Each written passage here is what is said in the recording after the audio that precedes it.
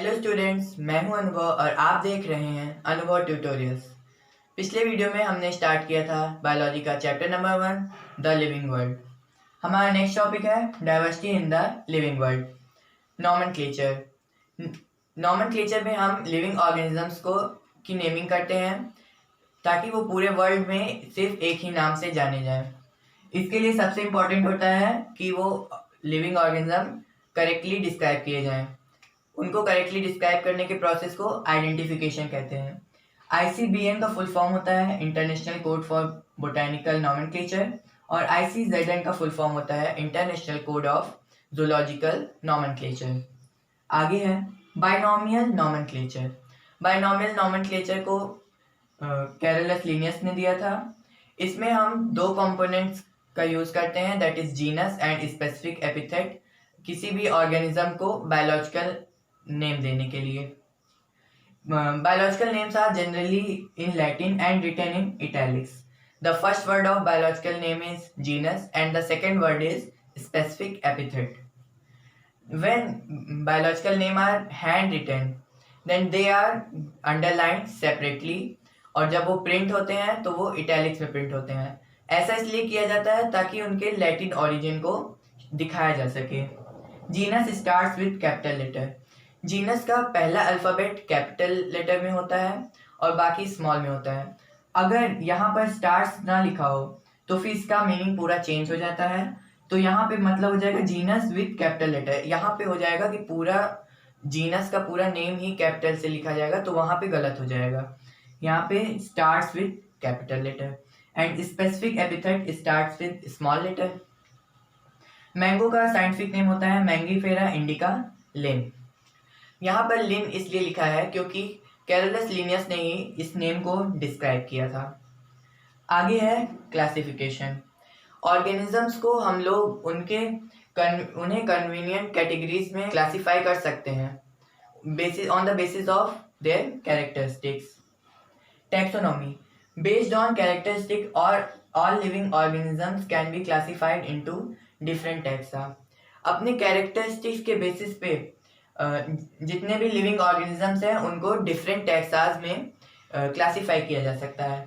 External and internal structure along with the structure of cell development process and ecological information, इन सभी का modern taxonomy में बहुत use होता है। Basics to taxonomy are characterisation, identification, classification and nomenclature.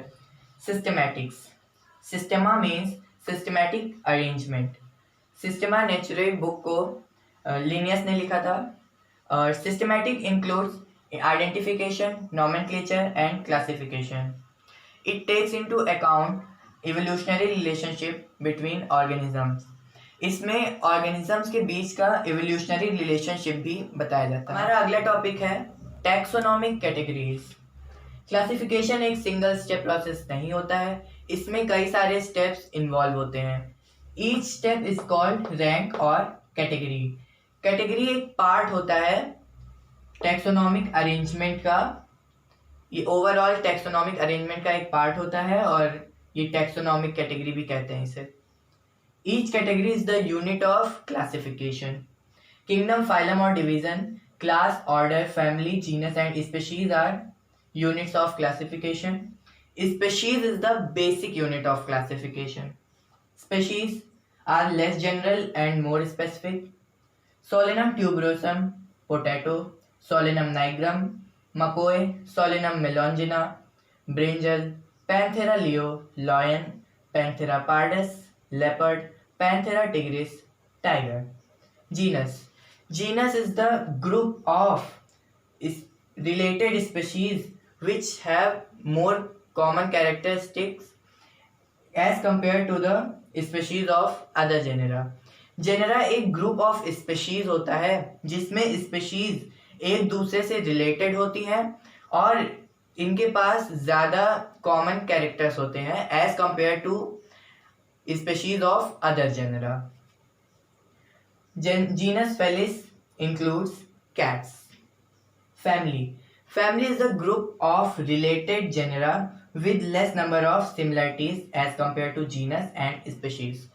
Family एक genera का group होता है, कई जेनेरास का एक ग्रुप होता है फैमिली, और वो जेनेरा एक दूसरे से रिलेटेड होते हैं, लेकिन उनमें सिमिलैरिटीज बहुत कम होती हैं as compare to species and genus.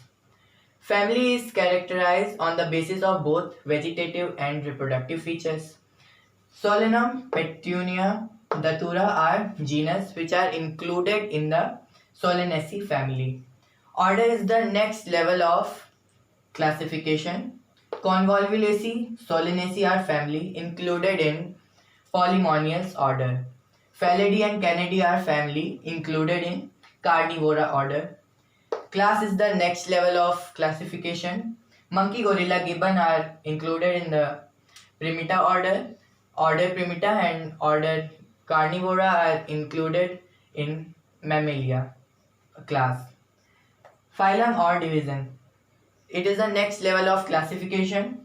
Phylum is for animals and division is for plants. Kingdom. As we go higher from species to kingdom, the number of common characters goes on decreasing. जब हम species से kingdom की तरफ जाते हैं तो common characters decrease होने लगते हैं. Higher the category, greater is the difficulty of determining the relationship to the other taxa at the same level. जैसे जैसे कैटेगरी हायर होती जाती है वैसे ये बहुत डिफिकल्ट हो जाता है रिलेशनशिप बताना taxa at the same level. जैसे प्लांट है और एनिमल्स हैं, ये दो डिफरेंट टैक्साज हैं एक ही लेवल पे, तो इन दोनों के बीच में हम क्या रिलेशनशिप बता सकते हैं?